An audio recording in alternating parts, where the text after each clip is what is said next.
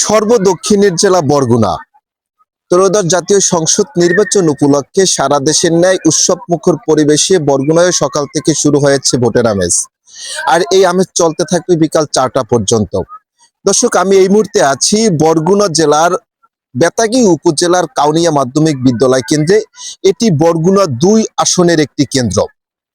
বরগুনায় total voter সংখ্যা যদি আমি বলতে চাই, সেখানে কিন্তু 3,37,000 ভোটার রয়েছে, যার ভিতর পুরুষ ভোটার সংখ্যা রয়েছে 1,68,000 এবং মহিলা ভোটার সংখ্যা রয়েছে 1,69,000। কিন্তু ফলাফল ঘুরিয়ে দেওয়ার মতো একটা বড় অংশ ভোটার রয়েছে পোস্টাল ব্যালটের। সেখানে কিন্তু ভোট পড়েছে 5,000।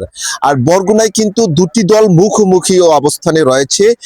লড়াইয়ে কিন্তু দুটি দল এগিয়ে রয়েছে, যার ভিতর বিএনপি মনোনীত প্রার্থী নুরুল ইসলাম মনির, যিনি ধানের শীষ প্রতীক নিয়ে লড়ছেন, এবং বাংলাদেশের জামাত ইসলামী প্রার্থী মনোনীত প্রার্থী ডাক্তার সুলতান আহমেদ, যিনি কিন্তু দাঁড়িপাল্লা প্রতীক নিয়ে লড়ছেন।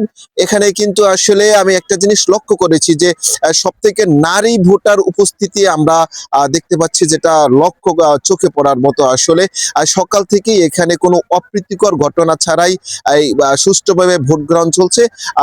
আর এখানের ভোটাররা আশা করছেন যে এই এই এরকম সুষ্ঠু পরিবেশেই বিকাল পর্যন্ত ভোট গ্রহণ চলবে, তারা নির্বিঘ্নে ভোট দিতে পারবেন কোনো বাধা বিপত্তি ছাড়া। এই ছিল বরগুনা থেকে সর্বশেষ। আমি বরগুনার কাউনিয়া থেকে জানাচ্ছিলাম সর্বশেষ পরিস্থিতি।